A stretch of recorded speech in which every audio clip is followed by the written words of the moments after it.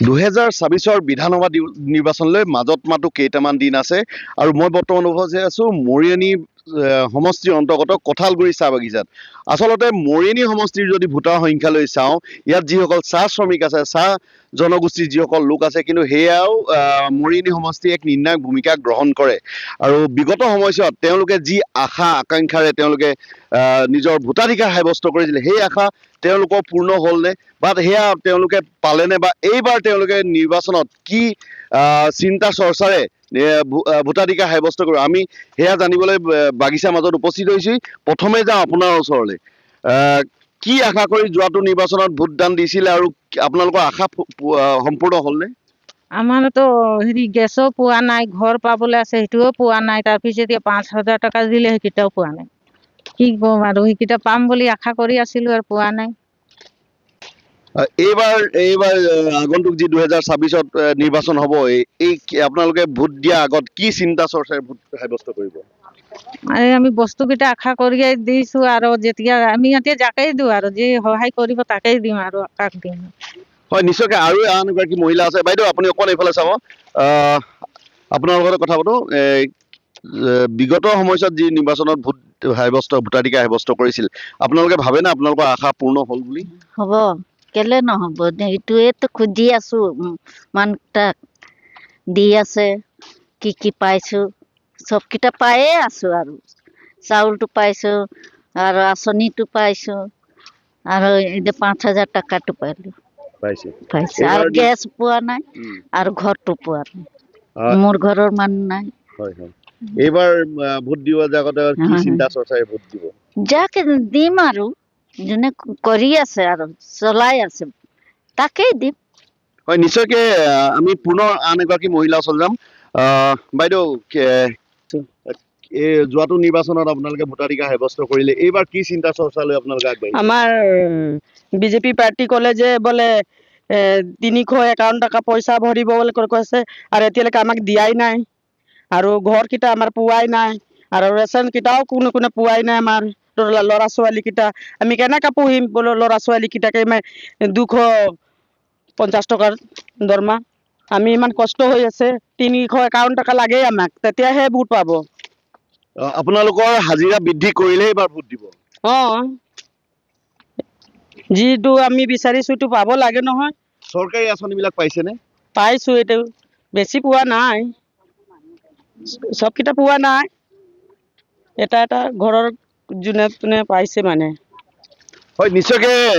এয়া কঁঠালগুৰি চাহ বাগিচাৰ দৃশ্য। আচলতে ইয়াত বহু মহিলাই আঁচনি পোৱা নাই, বহুতে পাইছে। কিছুমানৰ ক্ষোভ আছে, তেওঁলোকে যি ধৰণে দৈনিক মজুৰি আশা কৰিছিলে সেই ধৰণে মজুৰি পোৱা নাই। আৰু কেইগৰাকীমান বাইদেউ ওচৰলৈ যাম।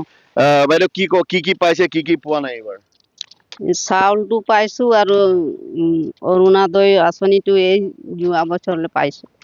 কি আশা কৰে চৰকাৰখনৰ পৰা? চৰকাৰখনৰ পৰা এইটোৱে, দৰমহাটো বঢ়াই দিলে মানে অলপ সুবিধাটো হৈছিলে। দৰমহাটো বঢ়াই দিলে, দিন হাজিৰাটো হয়, নিশ্চয়কৈ। সকলোৰে মুখত কিন্তু এটাই কথা। আৰু এগৰাকী মহিলা আছে, কি ক'বা? চৰকাৰেৰ একোই নাই পায়, আমি রাশনি পয়সা নাই পাই, চাউল নাই পাই, কিছুই নাই পাই। কিন্তু সকলোকেতো দিছে, আপোনালোকে একোই পোৱা নাই, একো নাই। একটা পয়সা পাতিও নাই পাই, ন রেশনও নাই পাই, না আসনি পয়সাও নাই পাই। যে পাচ্ছে আমরা নাই পাচ্ছি, একোই নাই পাচ্ছি। সরকারি আঁচনি ইমান আঁচনি অভিলেখ না, একোই পোৱা নাই।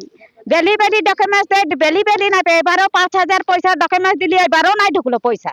হ্যাঁ, আমরা বাগানে কাম করছি, আমরা কষ্ট করছি। হ্যাঁ, আমরা তো একোই পোৱা নাই, চাউলও নাই পাচ্ছি, আসনি পয়সা নাই পাচ্ছি। হ্যাঁ, একোই পাচ্ছি না আমরা। সরকারের খালি বলছে যে সরকার দিচ্ছে, সরকার দিয়েছে তো আমরা কই পাচ্ছি? হ্যাঁ, মানুষ পাচ্ছে, আধা নাই পাচ্ছে। হ্যাঁ, ইঠিনে আইছে বস্তুটা আধা লোককে দিচ্ছে, আধা লোককে নাই দিচ্ছে। ঘর দুয়ারও নাই, হাতে তো কাঁচা ঘর আছে।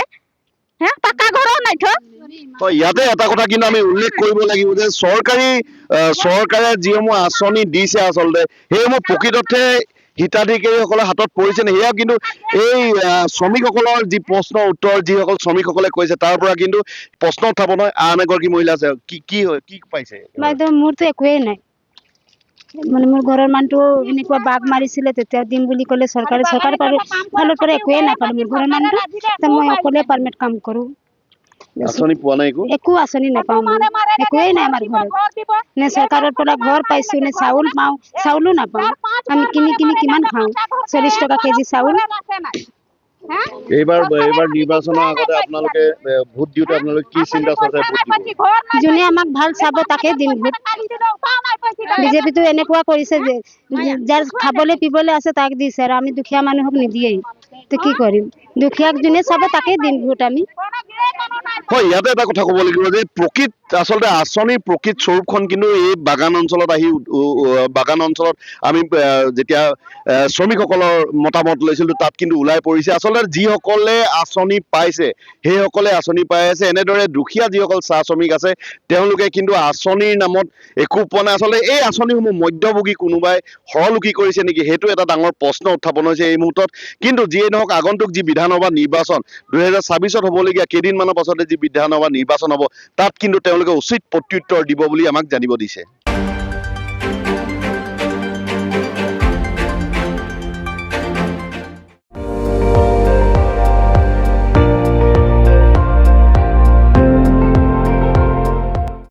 আপুনি চাই আছে ND24, সৰ্বশ্ৰেষ্ঠ নহয় সৰ্বোত্তমৰ দৌৰ।